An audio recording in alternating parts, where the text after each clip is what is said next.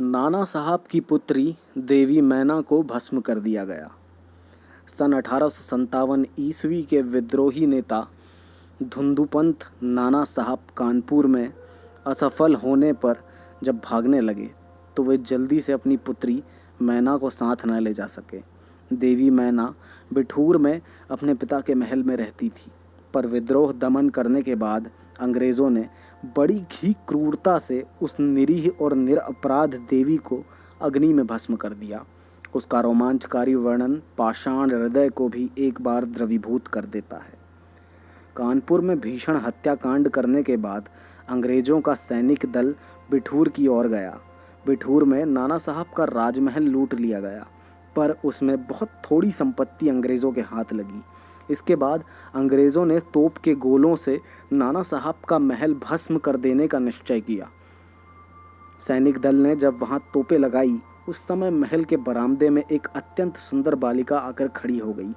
उसे देखकर अंग्रेज सेनापति को बड़ा आश्चर्य हुआ, क्योंकि महल लूटने के समय वह बालिका वहां कहीं दिखाई न दी थी।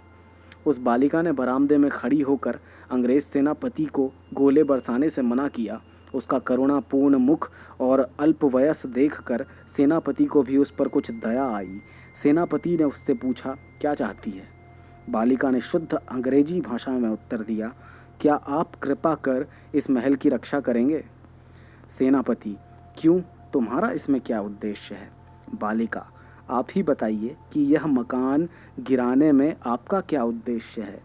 सेनापति, यह मकान विद्रोहियों के नेता नाना साहब का वास स्थान था। सरकार ने इसे विध्वंस कर देने की आज्ञा दी है।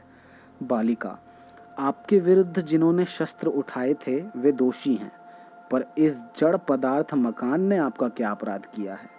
मेरा उद्देश्य इतना ही है कि यह स्थान मुझे बहुत प्रिय है, इसी से मैं प्रार्थना करती हूँ कि इस मकान की रक्षा कीजिए।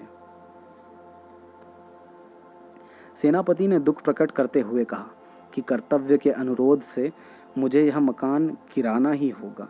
इस पर उस बालिका ने अपना परिचय बताते हुए कहा कि मैं जानती हूँ कि आप जनरल हैं और आपकी प्यारी कन्या मैं और मुझ में बहुत प्रेम संबंध था।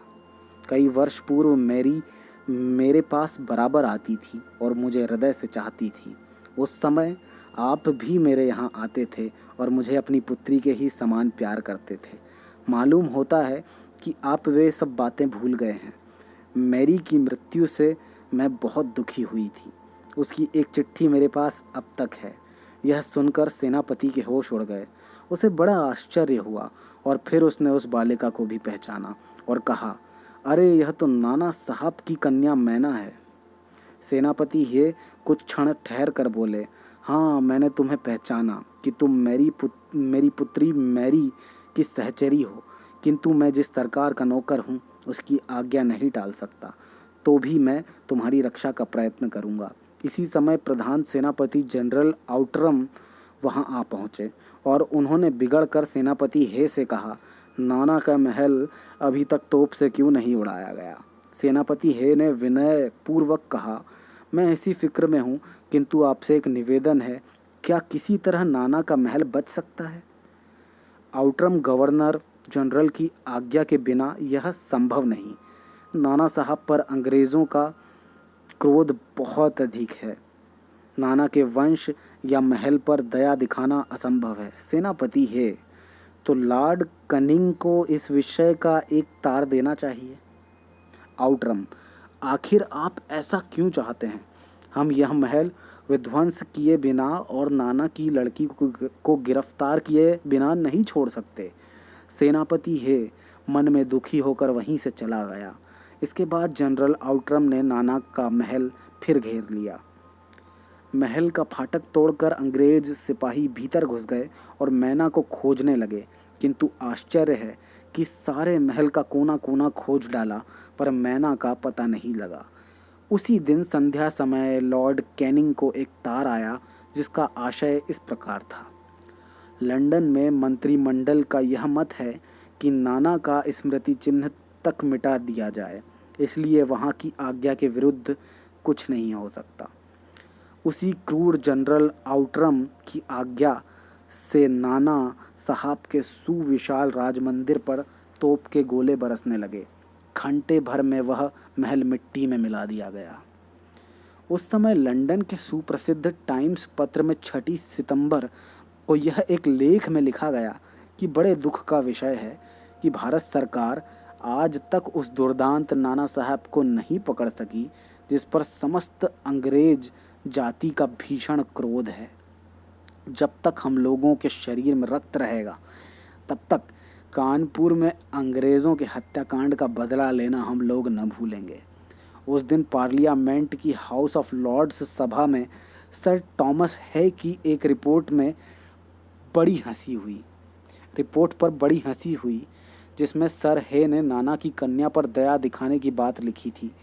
हे के लिए निश्चय ही यह कलंक की बात है जिस नाना ने अंग्रेज नर नारियों का संहार किया उसकी कन्या के लिए क्षमा। अपना सारा जीवन युद्ध में बिताकर अंत में वृद्धावस्था में सर टॉमस हे एक मामूली महाराष्ट्र बालिका के सौंदर्य पर मोहित होकर अपना कर्तव्य ही भूल गए। हमारे मत से नाना के पुत्र, कन्या तथा अन्य कोई भी संबंधी जहाँ कहीं मिले मार डाला जाए। नाना की जिस कन्या से हे का प्रेमालाप हुआ है उसको उन्हीं के सामने फांसी पर लटका देना चाहिए। सन 57 के सितंबर मास में अर्धरात्रि के समय चांदनी में एक बालिका स्वच्छ उज्ज्वल वस्त्र पहने हुए नाना साहब के भग्नावशिष्ट प्रसाद के ढेर पर बैठी रो रही थी।